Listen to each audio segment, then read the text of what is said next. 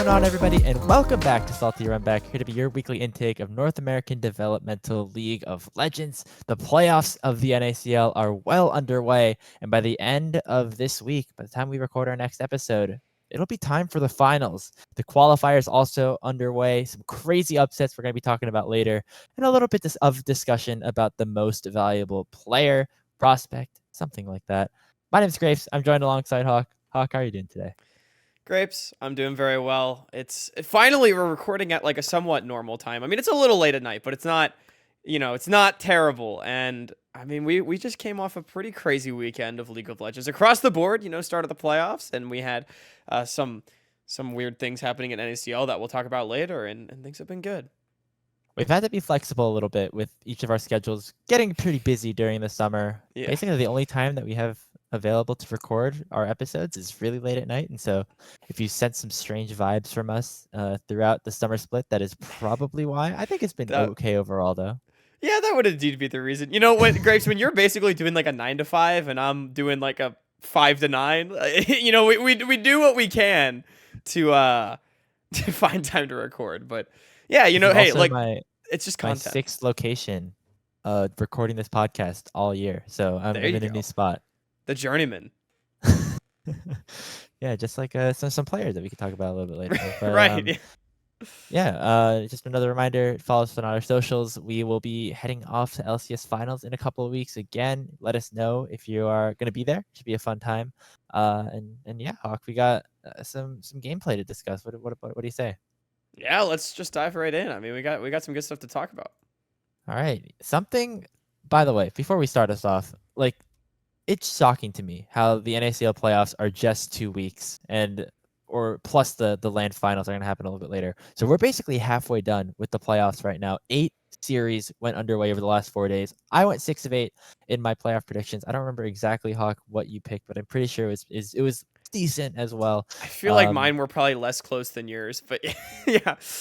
Yeah, we saw some good stuff overall. And maybe not the bracket that either of us were expecting, Hawk. Out of the 8 series that we saw, what was the most entertaining one for you to watch? Oh man, I mean, we've only had one series that wasn't a 2-0, by the way. So the cop-out answer is just to pick DSG against Fly because they went 2-1. It was very competitive, back and forth, But I will say we have had some competitive 2-0s. We've also had some not that competitive 2-0s. I mean, just to name a few, Maryville made things exciting today against Wildcard in Game 2, made it look like it might go to a Game 3. Fear just upsetting Team Liquid Challengers 2-0 in general was pretty spicy. I don't think a lot of people were expecting that. And that was a pretty exciting series as well. So I guess off the bat, those are my 3 quick answers, and we can dive into maybe those series a bit more. Yeah, I mean, the first round, nothing too exciting. I know there was a little bit of hype around Evil Geniuses against FlyQuest, but Fly seemed to make pretty good work out of them.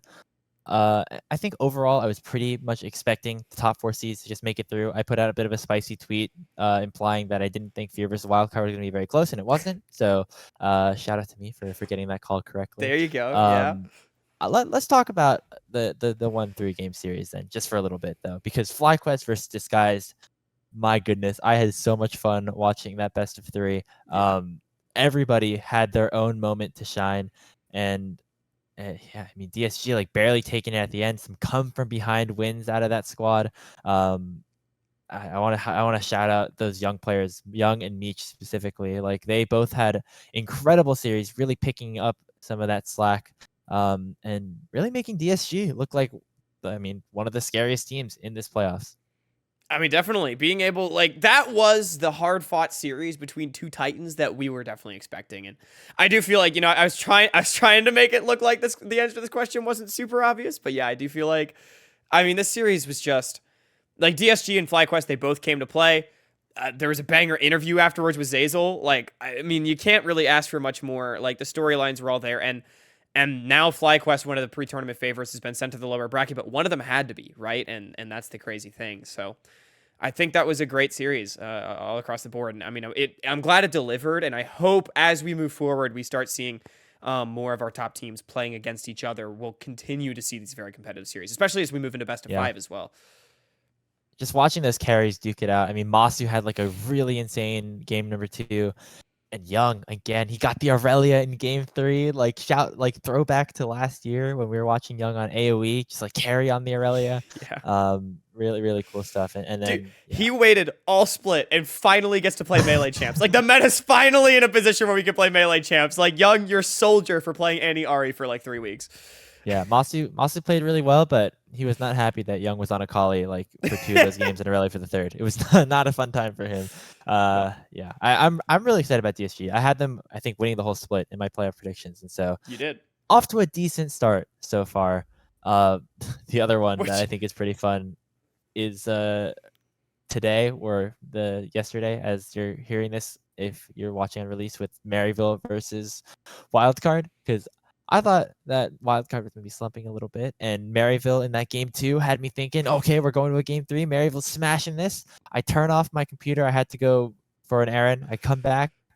The game's over, and the series is over, and Wildcard won the game, and I just did not really understand what happened. But I saw on my Twitter eyes, that you tweeted 2-1 Maryville. Like, what happened there, bud? I thought it was going to happen. In my eyes, it was a 2-1 because Maryville in that game 2 should have won, and then the 3rd game is just another stomp the other way by Wildcard to win. So I was like, that was kind of close. It was one of the more competitive 2-0s that we had. It definitely was. Sorry, I should correct myself too, Grips. I saw that you X'd that. I did say like oops at the end of that as like a sorry about that. But yeah. Nah, sorry, I was trying to make fun of the Twitter rebrand. The terrible. Oh, I thought you meant that I like crossed it out. No, we're still calling it Twitter. I don't know. No, we are calling it Twitter. We're calling it Twitter. We should just cut that from the episode. No, it's fine. No, this is our place to put our foot down. Yeah. It's called Twitter. It's called Twitter. Be calling it Twitter. We're not changing that logo up there. It's staying the same. Which, by the way, like, they haven't updated the mobile app, right? Like, mine still is Twitter on the mobile, but on fucking PC, it's X. I hate it. Anyway, we shouldn't talk about that, but I just, I needed to vent. Humor is my way of complaining about Twitter. It's a large part of our livelihood, so that is true. Twitter does matter to us. Is there any other series you want to talk about, or should we head on to this next topic? No, there's probably not much else to talk about. We can move on because Grapes, you did talk about how you picked Disguise to win the whole thing in your playoff predictions, and you're feeling pretty good about that. Well, I picked Team Liquid to win the whole thing in my playoff predictions, and I'm not feeling as good about that after this weekend. Yeah, Team Liquid and FlyQuest in the lower bracket are number 1 and 2 seeds. Many people's favorites to, alongside GSG, I guess, win the entire NACL.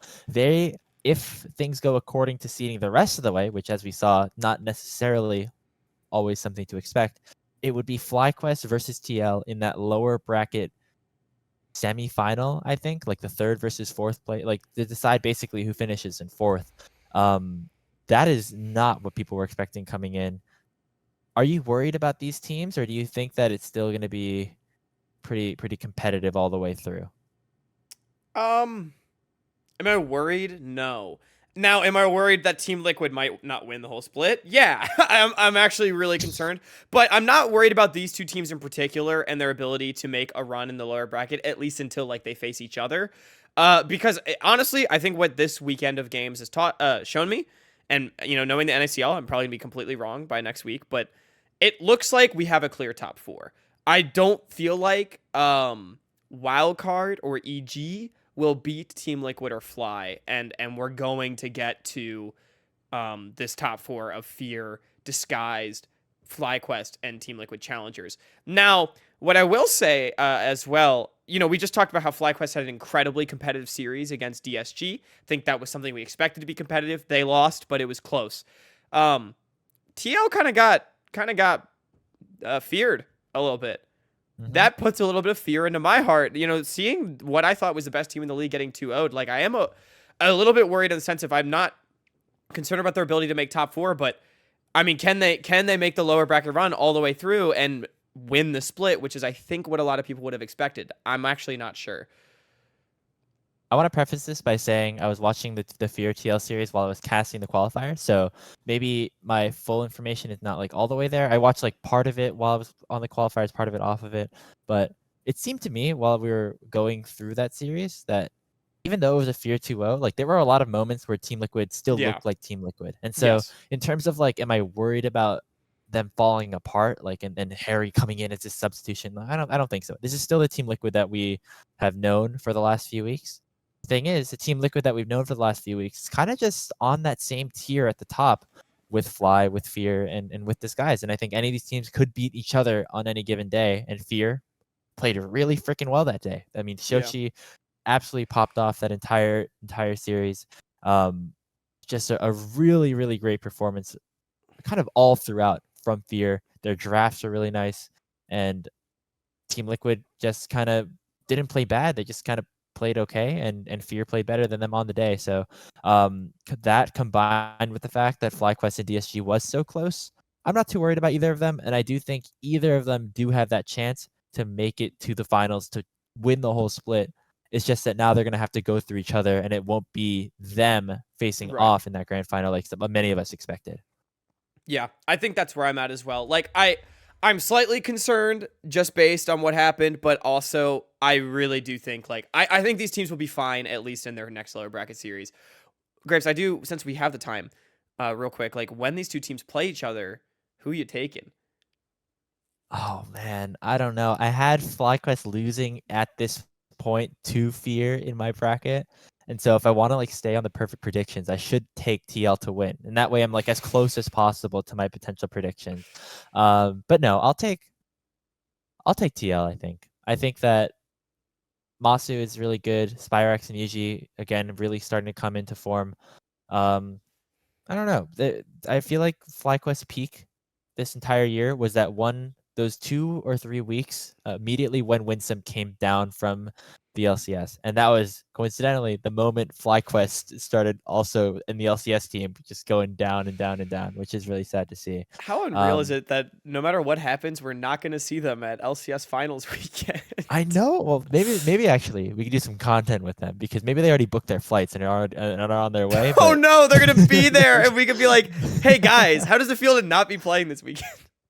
we could do an interview. Yeah, We could. That would be fun. Yeah, but no, I think Fly Challengers has kind of been, good at points and kind of had some other points, and so I guess TL has done the same, and I do think that Fly can beat TL on the day, but I don't know, something about this just I'm feeling Team Liquid here. I don't know if there's really kind of a science behind it because they are very close. Yeah, they are really close. I feel like I'm feeling Team Liquid as well. I know I just said I was a little bit concerned about them, but I just feel like FlyQuest is the epitome of like a really good team. They are just always really good, and they have some moments where they individually pop off and overcome the best. But I just feel like Team Liquid is overall a stronger team than Fly. Like FlyQuest feels like they are just more consistent and more able to play at their peak, but Team Liquid's peak is higher. Does that make sense? Yeah. And I think that's where I'm at with this. And I think in the lower bracket, I think Team Liquid will be firing on all cylinders. I don't think they want to get knocked out. So I would take Team Liquid as well. I'm expecting competition though. Yeah, Harry is benefiting from the fact that melee mids are meta again. Like he's allowed to play it on the NACL stage. Really cool for him. I also am going to change my predictions in another way towards the top. I think Fear are looking so good with the land buff right now, and if they do get to the LCS stage and like have that full experience together, like I don't know what's going to happen. Like they might just like win LCS if they just keep playing at this level. I don't know. Yeah. I mean, Fear's an exciting team. To talk about them very briefly before we move on. Like, I've been a doubter all year, and No, they were like continuously below proven me 500 wrong. for a while. Yeah. But like, I'm not even talking about like I've been a doubter all year, and they have proven me wrong over and over and over again. And I just want to give them so much credit because they really do deserve the success that they've had. And it's been cool seeing what they've been able to do. And I like a lot of the players on the team. So, shout out to them for showing up when it matters. So, yeah. I'm excited. It's crazy how this next episode we're gonna know which two teams are going to LA for the finals. I know. For the NACL. It's So crazy. a lot of League of Legends about to come. We're gonna talk about the NACL a little bit later in our part 2, but let's talk about the qualifiers for a little bit to round out our headlines. Starting off with the big headline from the qualifier weekend.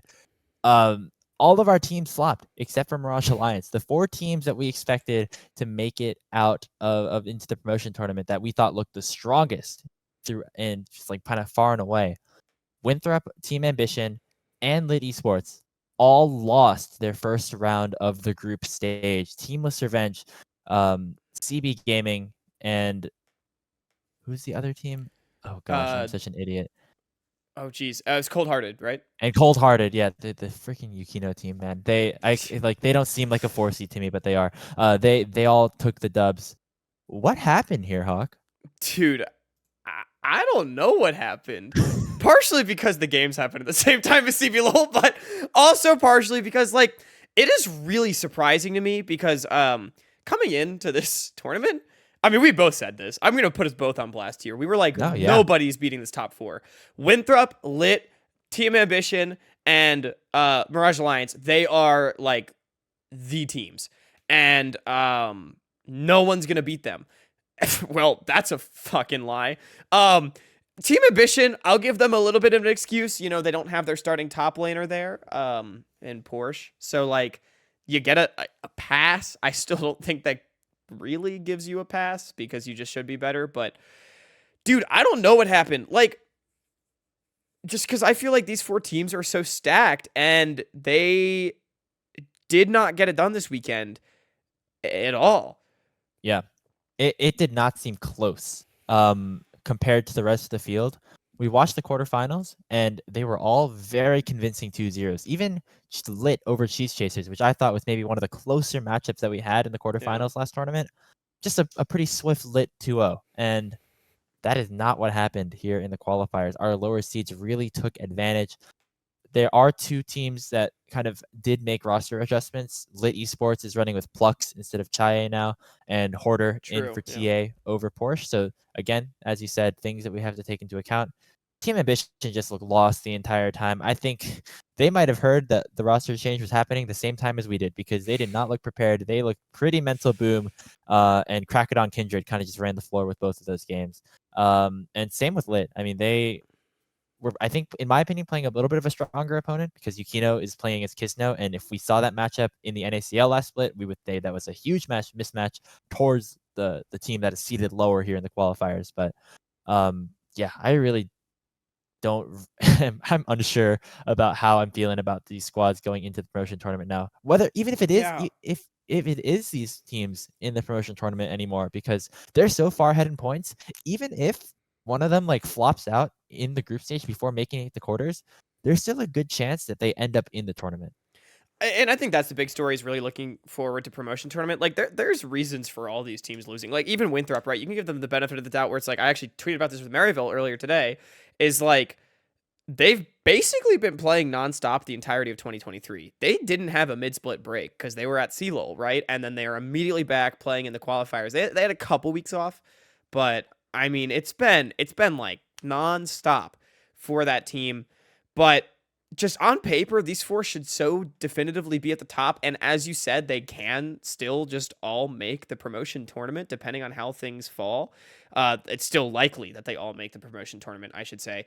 So I think the big story is really like, we don't know what to expect. I know Team Ambition, we were starting to get high on a couple episodes ago, looking towards the promotion tournament. And obviously Mirage, we're still holding out hope for. But again, with how competent both Supernova and Team Fish Taco looked in the NACL, like it's a little concerning if you are a qualifier fan hoping for blood. Yeah, I think that I feel way less confident about our qualifier team's chances, except for maybe Mirage Alliance. If anything, I think Mirage Alliance still has a pretty good shot. We'll see what Team Ambition look like. They did not specify a date when Porsche was coming back, although they did say that Porsche was going to come back at some point. Maybe it's this week, maybe it's the week after that. Maybe Team Ambition is out of the tournament before Porsche comes back, which would be crazy. But he will be back at some point. Maybe they'll get back to that form by then. Lit is more of a permanent change, and so I don't think we can go through that. Before we move on to this topic, our next topic, there was kind of conversations about the schedule and how that affects some of the top teams because these guys didn't get a week they didn't get any weeks off. It was straight from the finals weekend into Swiss, and they also had to jump 2 patches between those weeks. Do you think that has anything to do with what we saw here this weekend?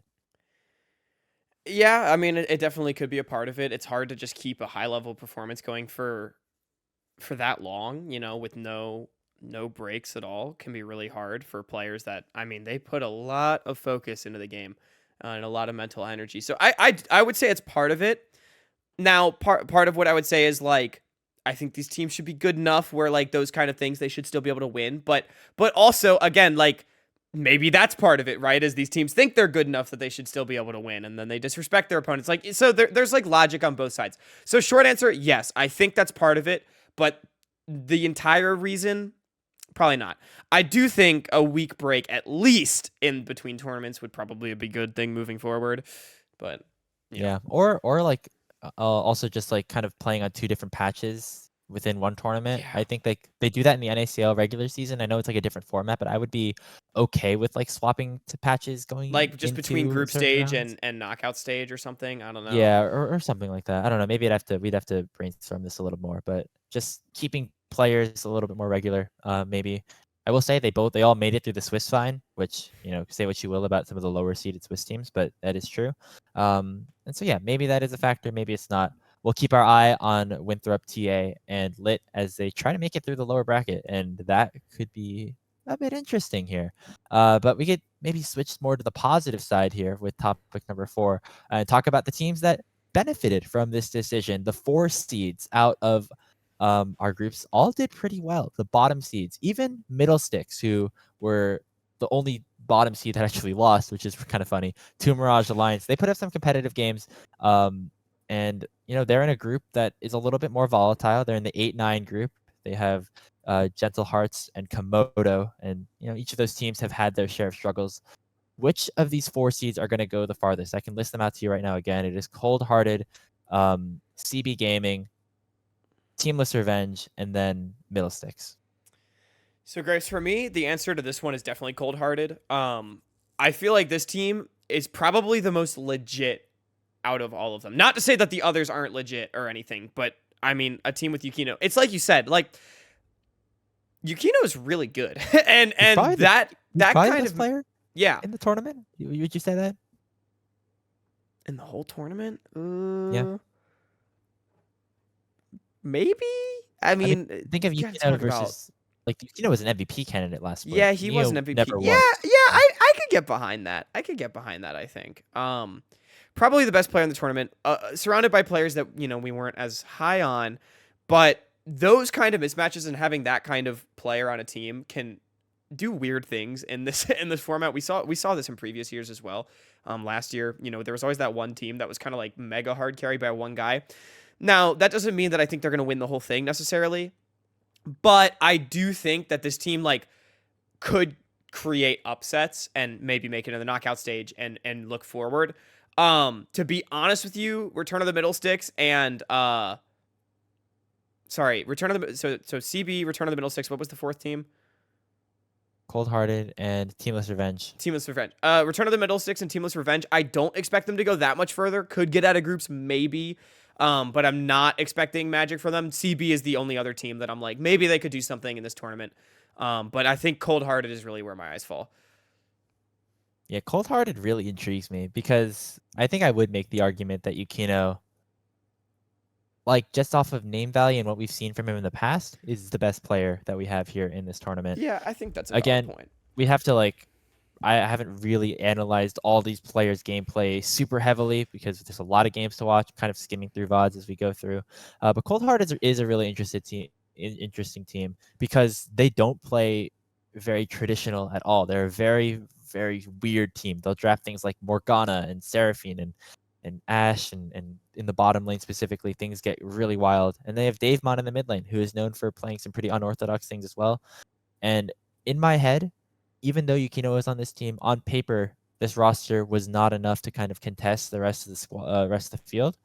But to be honest, Yozu and Cupic, the bot lane, and Cliff in the top lane, Davemon in the mid lane, they've all been kind of pulling their weight to a certain extent. And these niche, unorthodox playstyles have actually worked pretty well. And so they play against Apex Mission Impossible in the upper bracket to make it into quarters. I think there's a chance that they win that. And then after that, we'll see from there. Their only path to making the promotion tournament is by winning the entire split.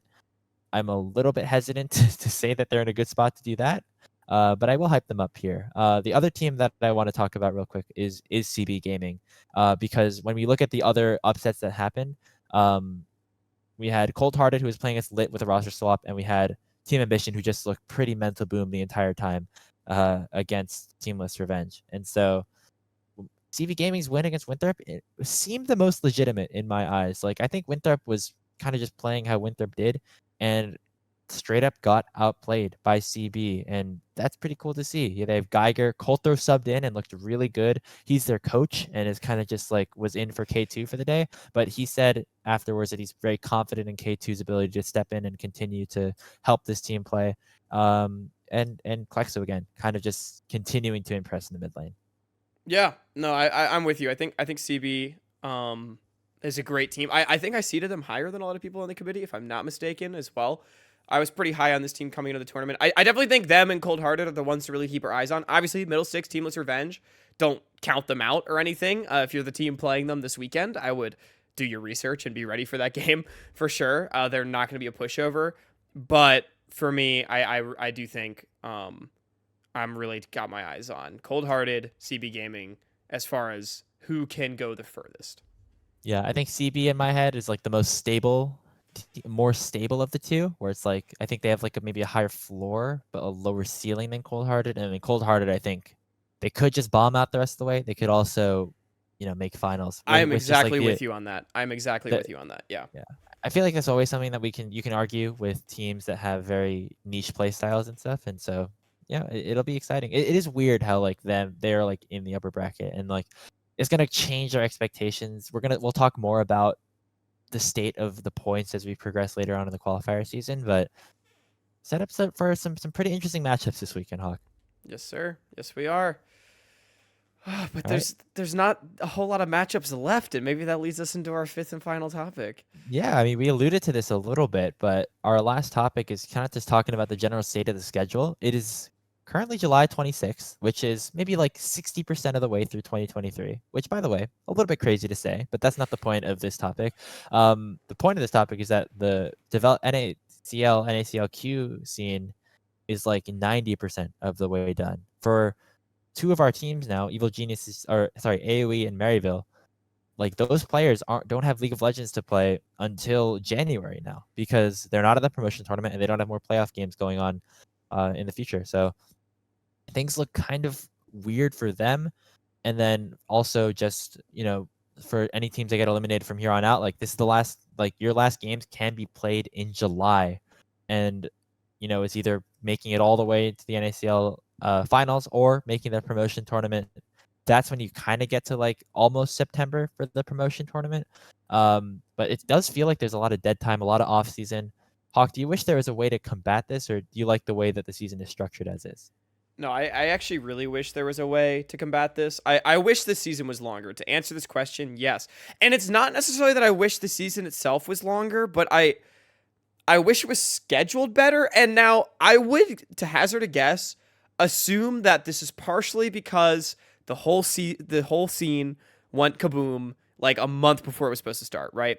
So there was probably a plan, and then the plan had to be changed. So I understand that.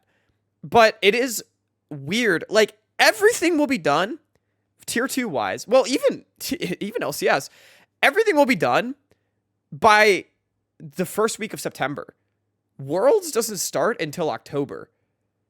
That is always crazy to me. Like, there's a whole month in between. Now, for LCS, I can kind of get it. Like, they need a month to get to Korea and boot camp and, like, do that kind of shit. But, like, I don't think we have that burden in tier 2. And I think it's really weird that we finish so early.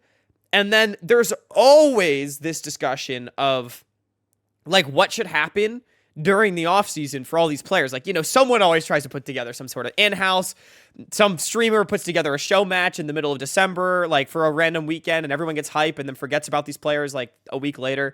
Like, it's just weird. And I wish there was some like more at the end, whether or not it was the season or just like, I don't know, like a one-off tournament. I don't know what it would look like, but I just wish there was something that continued to drive engagement for tier 2 esports during this incredibly long offseason that we have.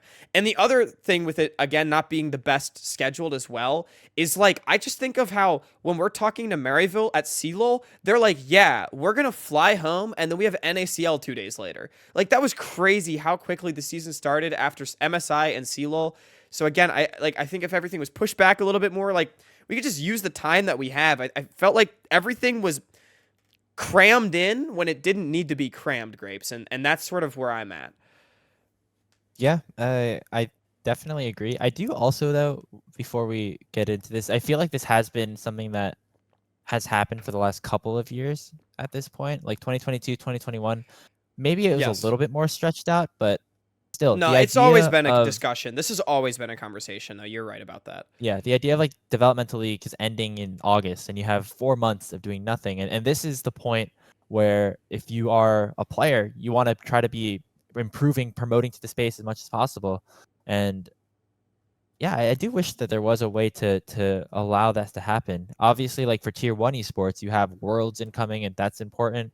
And so you have the that extra month of October that doesn't really exist in developmental, and maybe some of the future solutions with NACL with developmental leagues having that America's developmental tournament could alleviate that a bit. I know like in Korea and China they do like Kespa Cup and Demacia Cup in the Yeah. off season, and those feature some developmental orgs, and so yeah, that could be cool, but Yeah. I just the fact that players, staff, management, heck, even us are kind of out of work for a few months, it always is something to talk about.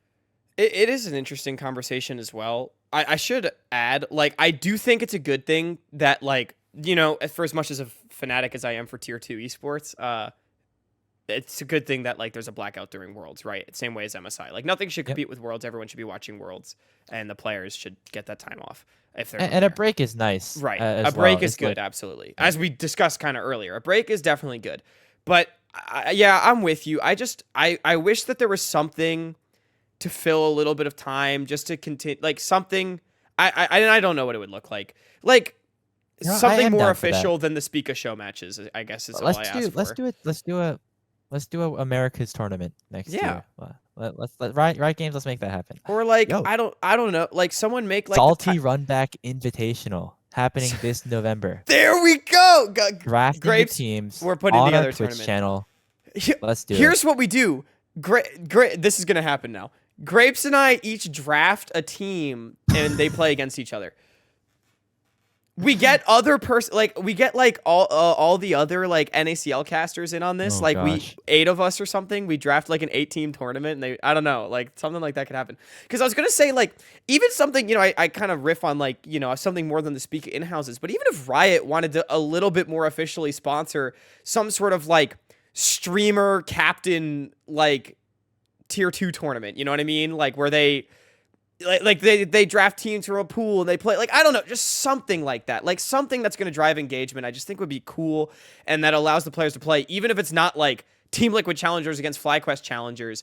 I would still love to see Masu and Fake God playing in December, or if they wanted to. And obviously again, breaks are important. And the one thing I'll say about out of work, it sucks for us because we get paid day rate, right? But I will say, like, I do think a lot of these players, have day jobs and stuff, or they go to school or whatever.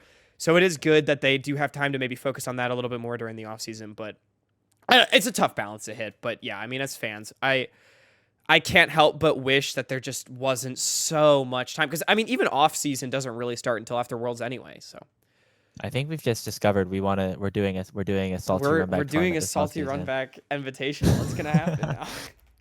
Let us know if you want to be interested, if you're interested in participating. If someone's interested, we'll make this happen. All right. Well, that's gonna do it for our headlines for this episode. Good discussions overall, Yeah. both the qualifiers and the NACL. As we move on to our part 2, it's time to talk about MVPs. What does that mean? Well, you'll see. It's time to discuss the MVPs. This is always an award that is given out every year on the NACL broadcast, and we're going to talk about it because we're nearing that point. They normally use just the regular season to determine who wins this award. However, Hawk, there's been some confusion over what this award actually has meant over the last couple of years. And to make sure that there's no confusion at all for what we are discussing here, we have a few different definitions of the award that we'll be going through today. Yes, we do. Grapes and I have taken the liberty of positing some, maybe to muddy the waters even, some additional alternatives to what MVP could truly mean. So we're going to be picking many definitions of MVP, 7 to be exact, and we're going to take you through each and every one. But at least to keep the discussion clear for on this show, we will tell you exactly what each of our categories means. And maybe y'all can go home and pick your own, and I don't know. Either we're going to muddy the water or we're going to help clear things up, or maybe our memes are just bad, but we'll have fun no matter what. Yeah, so the NACL, they can only give out one MVP, and then people argue over like it should be this, Right. it should have been that. Yeah. We're just gonna give you all of the possible options, and so whatever definition of the word you see best, you could pick that as the salty Runback nomination for MVP. Of course, we don't have a say in who actually gets chosen, unfortunately. But this is we're throwing our hat in the ring before the. I think award we gets need a announced. media vote. I think that's what needs to happen. Can we get a media vote? We're media. Sorry. That- Anyway, really funny. It's like us and Saltmine are like the only other media. right? that gets Yeah. votes. Us and Salt might get media votes. That'd be so funny. Sorry, this is so tangential. I was watching the dive today, and Kobe just straight up did not do his All Pro voting, which I think is hilarious for LCS. Hey, we're doing it for NACL, even though it's a little Yeah. bit different. But Yeah, shout, these are our media out- votes for you, for your entertainment. and shout out Saltmine, who did their all pro teams for NACL. That was Yes. a pretty fun discussion if you want to take a look at that. But let's talk about these awards, the MVPs, because the first meaning of MVP, which I guess we could talk about now, the one that pops into people's heads the first when they think about these 3 letters, most valuable player. This is the award that is traditionally given in sports. It's given in the LCS. It's given in football, baseball, however you want to put it. Whatever other games you could potentially play. The person that is Whatever the other best games you player could potentially play. in the league. There's not really an MVP of like chess or things like that. So maybe I'm wrong, but like what the most common definition of the Yes. word. And we each picked one. So Hawk, I guess you can go first. Right? Yeah, We're gonna show them all at the same time. I do want to point out like this I feel like this definition even sparks controversy because people are like, is it the best? Is it the most valuable? Like, best player in the league, straight up, no ifs, ands, or buts. Grapes, I've got Mir once again. Well, not really once again, but I just think this guy's the best. Look, no one can tell me that he's from Korea and played in OS and went to Worlds when I'm just saying he's the best. Nothing about prospects. Mir, look, it was a quieter split this time around. I'll give you that, but I just still think he's the best player on the best team. Team Liquid Challengers was first seed for a reason, and a big part of it was that they had a damn good jungler bringing him along. Yeah, honestly, there's a lot of different players from TLC that you could have put on here. I probably would have had APA if he didn't get promoted to LCS, and so Yeah, that would have been a pivot a logical little choice. Harry would have also been a solid option, but he only played for a couple of weeks, and so that sparked some discussions. I went Shochi for Cincinnati Fear. Maybe a bit of a controversial take, but I think this guy has had the most carry performances, the most 1v9s of anybody in the league. And so I guess when you think about who has been the best player, like who would I pick first to have on my team? Maybe I go someone else, but I'm gonna go Shochi here because he's played so many different styles. He has carried Fear a little bit even harder than he might have in the spring split, because I think in spring it was more of like a combined effort from everybody on that team, but it was a lot of Shochi here in summer, and so I want to give him credit. I think he's gotten so good over this last year and a half that we've been watching him, and man, he's really good. So I got Shochi. I like your Shochi pick a lot. Shochi was definitely high on my list, especially like if you want to talk about recency bias, like last 3-4 weeks, Shochi, I would say probably has been the best player. And I know when we came into the split, we weren't sold on Cincinnati Fear's roster. Again, like I've doubted this team a lot. And we were like, how much can Shochi really carry with all these roster changes? Well, it turns out quite a lot, Grapes. Quite a lot. So, yeah, I think this is a very logical pick. I think this guy's been really good. Some other people I would have thought of, like basically anyone on FlyQuest challengers, I think could be an option. Like that team's been really good. And then on DSG, like Fake God or Zazel or Tomio even. I think Meech and Young have had their ups and downs, so maybe I'd be a little more hesitant to put them. But Fake God had a very strong start to the split, but I think Shochi finished a little bit stronger, and that's why I picked him. Yeah, I think that's completely fair.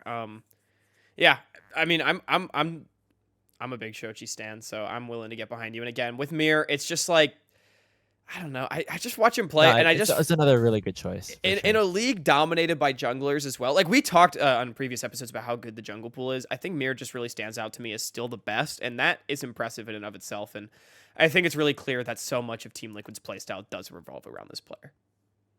Very nice. That is our first MVP. Now, if you're wondering what the other MVPs could potentially be, I guess we can go through them because you can change things around with these three letters. It can mean any set of words that you want. And so this is our award for most vital player. Now, this maybe is the other way that people will interpret the most valuable player term. The person that is the most instrumental for their team's success. And so, Hawk, I think we each pick different players than our best player here. Yeah, definitely. We did pick different players, and I think there's a really important reason to have distinction between like the most valuable, as in the best, and the most valuable MVP, as in vital. Because I mean, my pick, honestly, like I'll be the first to say, I don't necessarily think that they were the best player in the league, even in their role.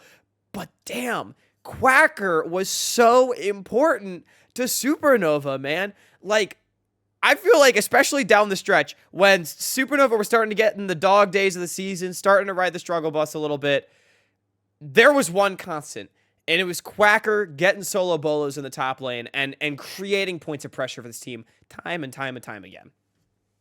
Yeah, there are multiple instances where I said to myself watching Supernova, like, man, the only way they can win is if Quacker gets like a billion kills. And to be fair, they did that a couple times, and Supernova won 10 games or 10, 11, 12, something like that. So shout out to them. Um, yeah, Quacker, very surprising player that we had. He was okay in the promotion tournament, but I think really turned it up in the summer split with Supernova, made the most of his opportunity. Hope to see a little bit more of him in the future. I went with Keel on Wildcard Gaming, and I think Keel was probably a contender for most valuable prospect for whatever the MVP is these days by some of the NACL broadcast talent. And this guy has been very, very important for how Wildcard play the game. He is so obviously calling all of the shots, going for these ganks all by himself and helping facilitate the rest of his team.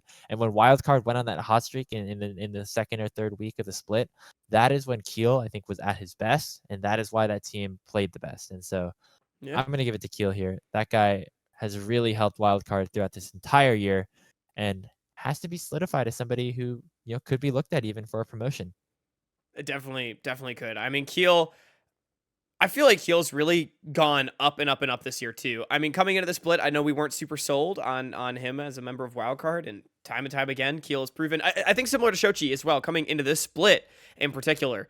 It was like, how much can he carry with all these roster changes? Well, it turns out quite a lot, and I think that speaks to how instrumental Keel is to the success, and he's really been playing well.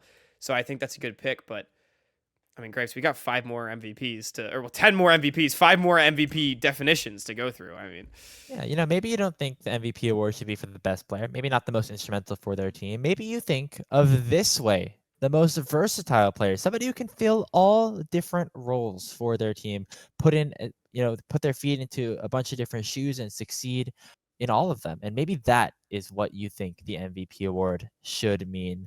Hawk, who is your most versatile player of the NACL Summer Split? Grapes, we already talked about this. Who else could it be other than Shochi in mid?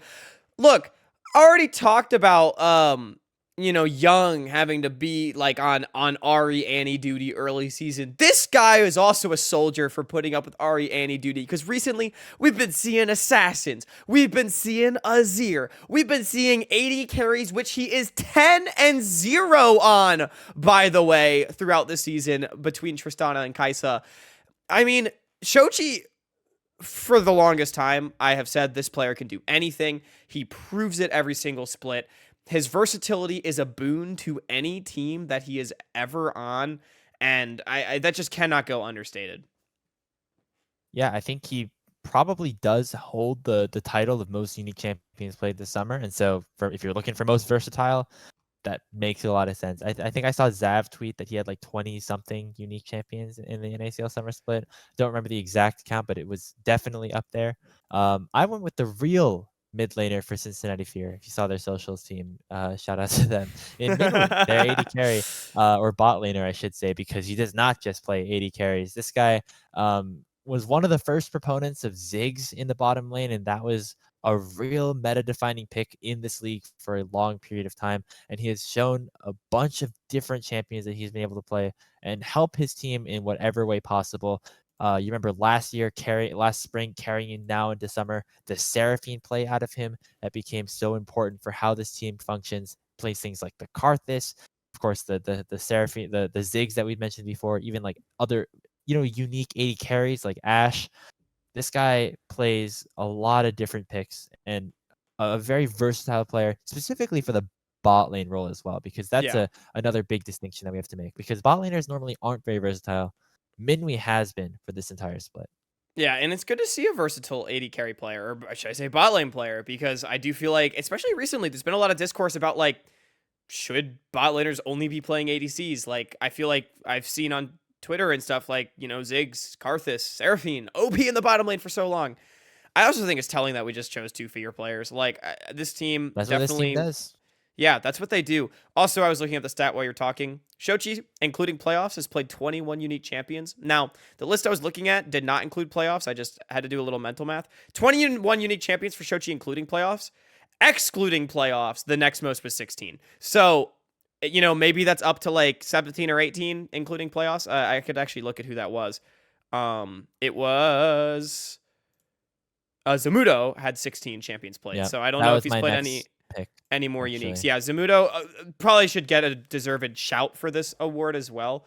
But My only thing was, yeah. like, sometimes Zamudo would play these champions and it wouldn't work. Like That's my thing. Yeah.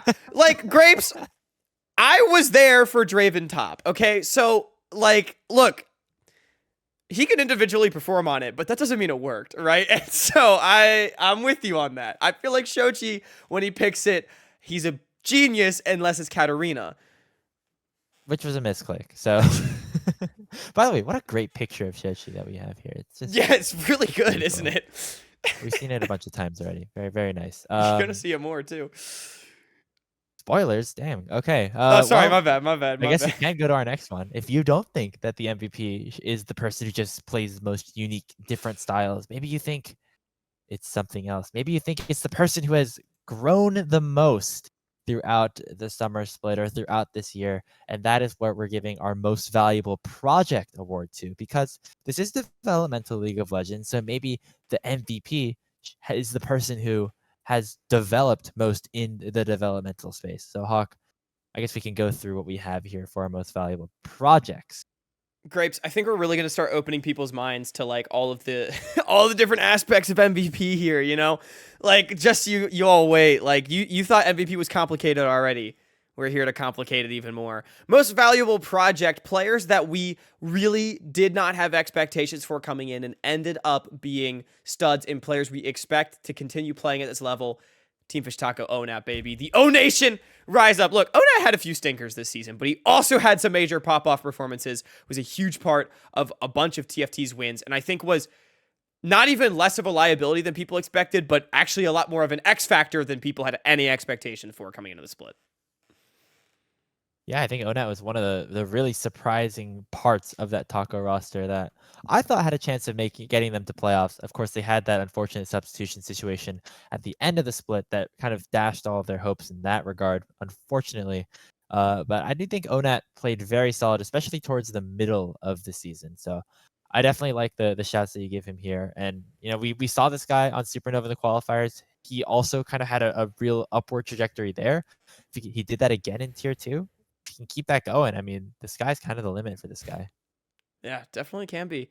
I mean, yeah, I don't have much to say, but I mean both these players as well, like Grapes. I gotta talk about sky's my the limit, player. but yeah, you should talk about yours. Yeah, I mean, if ONAT was kind of from tier 3 to tier 2, and then to a pretty solid tier 2 player, Kimdan was from a player with very little expectations going into the start of 2023.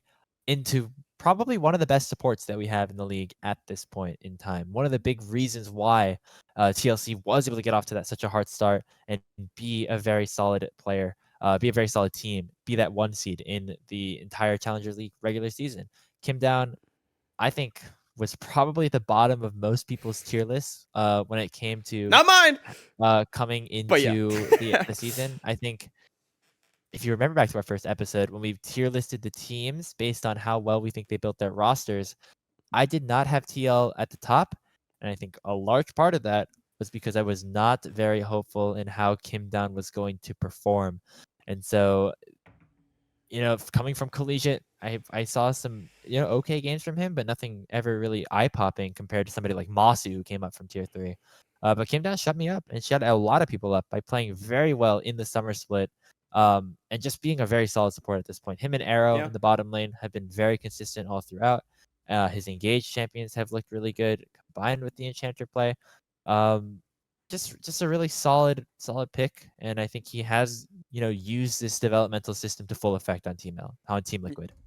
Grape, seeing where UCI is at these days without Kim Down, maybe we should have. Sorry. To be fair, they weren't doing anything with Kim Down either. So I mean, they made top 8 last year. That's like not bad. yeah. I mean, yeah, it's not crazy, but yeah. I mean, I do feel like you're cheating a little bit. This is definitely like a full 2023 pick, I think, more than anything. The start of the split, I think I was like established enough on Kim Down after the 4th place finish that I was able to not consider him a project. But even despite that, I think all the points that you bring up are still extremely valid, and I think it's good that Kim Down gets that shout, because I think he is the best example of a pure development project playing in tier 2 and showing he can be a part of it after even a slow start. Like, there were growing pains with Kim Down, but he's very much a part of the league now, and as you said, one of the better supports. Other picks I was thinking of, Lunacia from Taco, actually, definitely crossed my mind. NXI, we're talking about just Team Fish Taco players as a whole. And yeah, I don't know. There's just overall, that's what the developmental system's all about. We got these players, and hopefully they're both back in our league next year and continue to impress. Or maybe a promotion. I don't know if that's. I don't think either of these players are getting likely, promoted, to be honest, but maybe one day. More time in tier 2. Yeah. I definitely want to see that out of these guys. So. Yeah. All right. Well, Grapes. Oh, okay. Well, we're getting a little bit into the weeds with our definitions right now. Then, most violent player. Maybe you don't care about who the best player is, or who the most versatile one is, or who has the most, experience or growth level. You just want blood, and the MVP is whoever can deliver you the most of that. Hawk, who is your most violent player for the NACL Summer Split? See, Grapes, the people might not account for the fact that sometimes an MVP needs to be entertaining. It's not just enough to be a great player. You have to be a great asset to the scene as a whole. So half of being entertaining is just being fun to watch on the Rift. My most violent player, I said we'd see him again. It's Shochi, baby. He's playing Zed. He's playing Yone. He's playing the 80 carries. He's solo killing everybody. Roaming bot top, getting kills. This guy is a psychopath. That's really all I have to say about that. He's fun to watch. Yeah, you think violent, you think kind of just Shochi ganking, diving bot lane, and diving top lane, and diving mid lane, and diving everyone, and diving my house. Psycho. Just yeah, diving your house. It's great. Like it's this guy Zed on all the assassin picks. Man, yeah, he goes ham, and so I think that's a very valid, very very valid choice. Young on DSG was in my mind for a little bit just because of his assassin play that we saw, especially towards the playoffs. But I'm going to give it to Zamudo, because Zamudo is the most violent player in the split. You know why? Because he just, the only thing he cares about, sometimes winning is important and winning is cool and all. He wants that solo bolo. He wants that 1v1. He wants the advantageous lane matchup going up 50 CS. And he doesn't care if he dies for it, because trust me, he died a lot.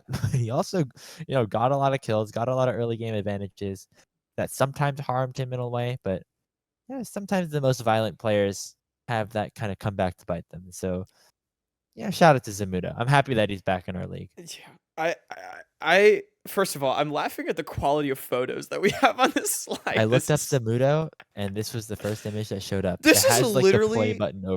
So this is the only picture of Shochi I could find on the internet with like less than an hour of searching. So Chochi, what's going on? We need a selfie or something. I mean, But anyway, we could have gone to like the VODs and grabbed the interviews and everything, but that would have taken like an extra 10 I seconds. couldn't. So I Google could not be Images asked. better. Yeah. Yep. So Google Images, Zamudo, Shochi, guys, what's going on here? But I, Zamudo would be so good in a meta where like individual skill and like 1v1s mattered more. And like I'm not saying it doesn't matter, but like Arena I mode? think back to like say like a 2018 meta when like the Shy was the best top laner in the world. Now that guy's a griefer, and I feel like it's a similar theorem here where like Zamudo is that guy that is willing to just do like the crazy crackhead shit just to get a 1v1 advantage. And that is, I have so much respect for that. And I also just want to say too, I think the Young shout out that you give is good. Shochi and Young honestly have very similar playstyle. I think Shochi may be a little bit more versatile in that playstyle, but I really just think Shochi's just had a slightly more impressive split, so it's why his name has popped up more. But I do want to give Young that credit because he is definitely someone that is very willing to play for the one-on-one, very willing to play aggressive, very willing to pull out the melee carries and get down in the dirt and scrap with you, and still very damn good at doing that as well, despite how great of a split Shochi has had. So I like that shout, and I just want to give him that credit. You mentioned a game where individual skill is prioritized more. Well, 2v2 game mode is out. Maybe Zamudo just hits rank 1 in that. Did he? Did you see the content piece that NACL made where they played 2v2s? No. Oh my god. No, I have to watch this. It was APA and Bradley against Zamudo and Keel, and Zamudo and Keel won. And I think huge. You know? Also, before we move on the topic of Zamudo, on the topic of players that went to Korea for a split and came back, Griffin, if you're watching this right now, I am begging you, come back to North America, play in our league. We cannot lose you to the LCK. We can't lose another one of our talents. Please come back. I am begging on my knees. Please, Griffin, come back and save the LCS for us, our holy savior. I miss watching this guy play so much. It's been a year and a half, man. Please give him back to us. That is something that needed to be Graves. I'm like tearing up a little bit. That was so powerful and moving because it's really true. Griffin, we need you back, please. This is another content piece that we have to do. Is just like each of like this. We do this at LCS. We're like praying to the. We could talk about this later. We do. There's something here. There's something here. Christmas. You know the Christmas movie where the guy has like the boards and he just like drops them and they have like words. Right. Yeah. We do that with Griffin. We go up to him and we just, hey, please come back. We miss you. The LCK has other players. Griffin, we will fly to Korea and like pitch you in person to come back if that's what it takes. I will do it if someone pays me $10,000. Okay. So I can afford it. But no, I will do it.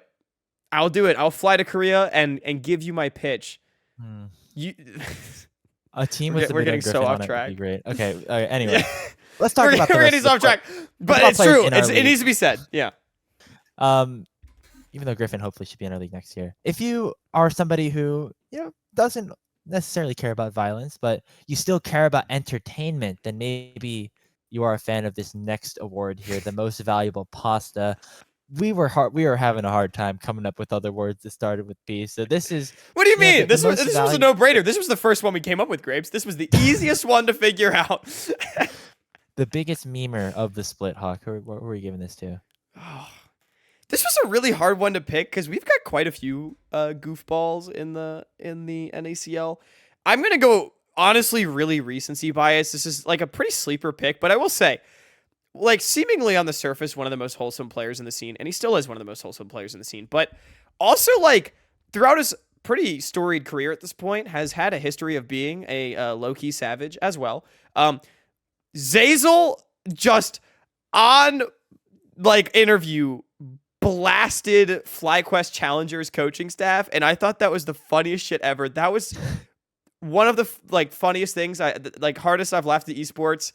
Like, genuine laughter. I mean, I don't know. That was hilarious because the thing that made it so good, too, is Zeyzal and his ever calm and inviting demeanor just roasted the shit out of this coaching staff, like, so politely. And I was like, damn, that's brutal. Yeah, that was he just called them out for, like, not coaching their team well after I should probably give context for the people that haven't seen this, by the way. Zeyzal, in an interview after the win over FlyQuest Challengers, was like, yeah, I see the FlyQuest Challengers coaching staff in Twitch chat a lot, and You know, that's cool and all, but maybe if they spent less time in Twitch chat and more time coaching their team, they actually would have beat us. And I was like, damn, that's crazy. He also like called out Masu for not being as good as Meech, and for like he like mentioned all of his individual mistakes that he's made throughout the whole. Yeah, Like, that's my so goat. evil. Like, oh my God, it's so funny. So I Oh don't know. man, Zazel gets some credit for just being like the most like unexpected savage. you could just give it to like just Disguise in general for like Yeah. they have the cop, they have like the MS Paint, they have Toast on the co-streams. Great stuff all around. I gave my most valuable pasta to Faisal, and I guess like it's kind of spoiled because we already have the images here, but he played the most Kasante games in the split. He had 22 Kasante games throughout the entirety of 2023, including his time That's on Fear. evil. Oh. And Kasante's champion has 4,300 health, 200 something armor, and the dash through walls. His Q costs 15 mana, and we're talking about the most valuable pastas here, so that's where I got. You took the assignment very literally, and I respect that. Thank But you. yeah, we like there's all kinds of goofballs, but we had to emphasize the entertainment value because again, being a great player is not just about how you click the keys on the rift. It's about how fun you are in the scene. But grapes, we got one left. It's the big Kahuna, the one that All right. actually means something. You had fun with all of these, and it was fun to hype up some of these other players, but let's talk about what the LCS Challengers League broadcast might actually be awarding, and that is the most valuable prospect award. The way that they have given this out in this past splits, I don't know if the criteria has changed for summer, is who do they think will have the most wins in LCS or at a tier 1 level across the next 2 years. So not only accounting for who we think the best player is, but how much we think they still have to grow. Hawk, we're gonna spoil it right now. We both picked the same character. We both picked the same player because I think it's a pretty obvious choice, and I'd be very surprised if he is not the one selected by the LCS broadcast, by the broadcast talent, by the broadcast on NACL. It's Masu from FlyQuest. Yeah, it is Masu from FlyQuest. Look, last split, I know the word like prospect trips some people up, and they're like, it should be Masu because he's this brand new prospect, and he looked really good. And I think there was a strong argument for him. He was already high up on the list. But this split, no ifs, ands, or buts. Masu is the most valuable prospect. I think the growth we have seen, at the same time, the consistent growth and the consistent level of performance that we've seen has been phenomenal. He was a player that we both had no expectations for coming to the split. I remember we said that we were wondering if he was put on FlyQuest Challengers just to have a developmental piece instead of Instinct, as opposed to like making FlyFam the all newbies roster. Damn, were we wrong. It turns out Masu's just that good. This is incredible scouting from FlyQuest.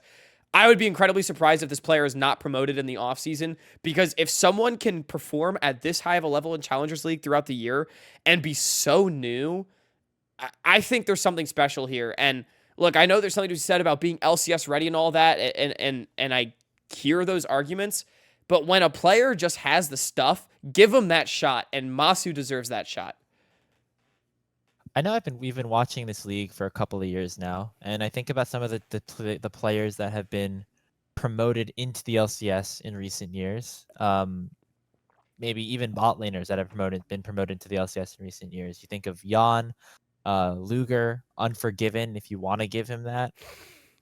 I feel like Masu is just a little different than what we've seen from those players at this level. Unforgiven, maybe, first team all It LEC doesn't pro, count. like Unforgiven doesn't count. Don't really worry about count. Unforgiven. Yeah. But like Jan and Luger, who were both been very solid LCS players, I think Masu has. I don't know. I don't know if this is like a really hot take, but I feel like Masu has had more impressive moments throughout his first year in NACL / tier 2 than the other players did. Because remember, Jan's first NACL split or academy split was actually 2021, not 2022. And Luger was coming from Turkey and everything, but in terms of like just sheer mechanical skill that we've seen out of somebody, like Masu's definitely up there. I remember this guy was playing on like 90 ping for the first half of the season and was still coming up with really big outplays. I just think that's the thing. I know, again, it's exactly what I said. Like, only 1 year in NACL, only really a year and a half played competitively overall. Like, is he ready?